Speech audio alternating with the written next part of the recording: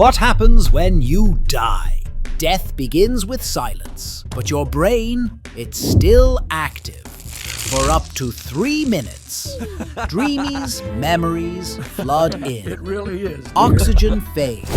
Consciousness slips. But science says, maybe it's not the end. When a firing squad executes a prisoner, one of the rifles isn't loaded with a real bullet. Instead, it contains a blank. It still fires, it still makes noise, and it still kicks back when the trigger is pulled. But it cannot kill. The soldiers are never told which rifle has the blank. Because of that, each of them is left with uncertainty. There's always a chance that they were not the one who fired the fatal shot. This small doubt serves a purpose. It makes the burden easier to carry and allows the soldiers to sleep at night, believing they may not have taken a life. The doctor said he had a deadly disease, so he started chemo and weekly blood transfusions.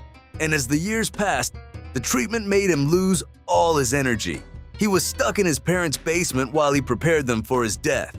But years later, another doctor got suspicious when he took the man's blood, and soon, the truth was confirmed. He never had the disease to begin with. The first doctor would lie to patients, charging them for treatments they didn't actually need. He was eventually fired, and the man stopped chemo, returning to a normal life. In the Middle Ages, people believed that dead bodies could explode inside their graves. When graves were opened, the corpses were often swollen, their skin stretched tight, and sometimes strange sounds were reported from the coffin. To people back then, it looked like the body had burst underground, but the real reason was something much simpler. As a body decomposes, bacteria inside it produce gases. Those gases slowly build up inside the body. This pressure can make the corpse swell dramatically, and in rare cases, the body can even rupture. So what people once thought was something supernatural was actually just science. But imagine opening a grave hundreds of years ago and seeing that. Would you believe it was science or something much darker? Tell me in the comments. If you lost your finger, most people assume you'd be fingerless the rest of your life. But if you manage to get to a hospital quick enough with your cleanly severed finger that isn't too damaged, a surgeon can meticulously connect the tiny blood vessels and the tiny nerves, which reestablishes blood flow and sensation. And if this is done with expert precision, your finger can be reattached, restoring its normal function. When you get stitches, the doctor threads a needle through your wound and pulls it tight to close the skin.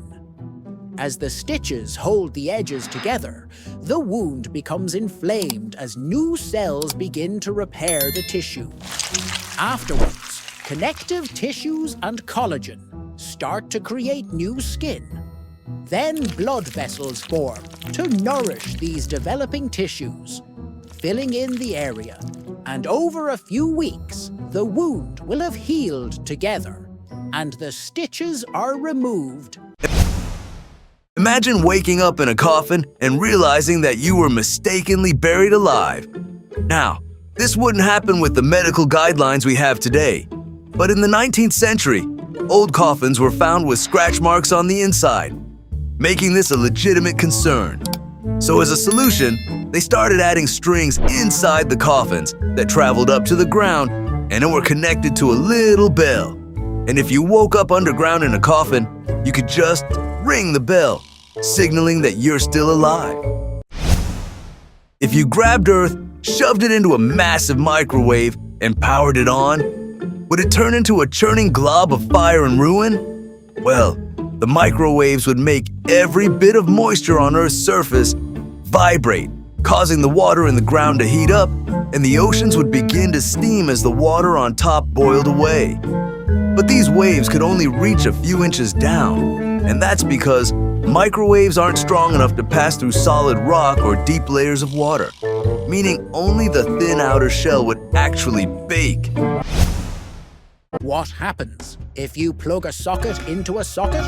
It might look harmless, but you're not just connecting devices. You're connecting two sources of live electricity.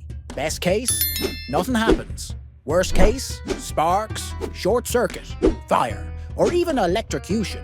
This isn't a life hack, it's a fire hazard. Don't do it. If you shot a bullet at 8 armor, some people think it could actually stop the impact. But armor like chainmail was designed to block slashing swords. And plate armor was even better at deflecting strikes by spreading the blunt force across more area, lessening its impact. But these materials weren't very good at stopping arrows, which had enough energy to enter the armor, so a bullet would have no trouble going right through.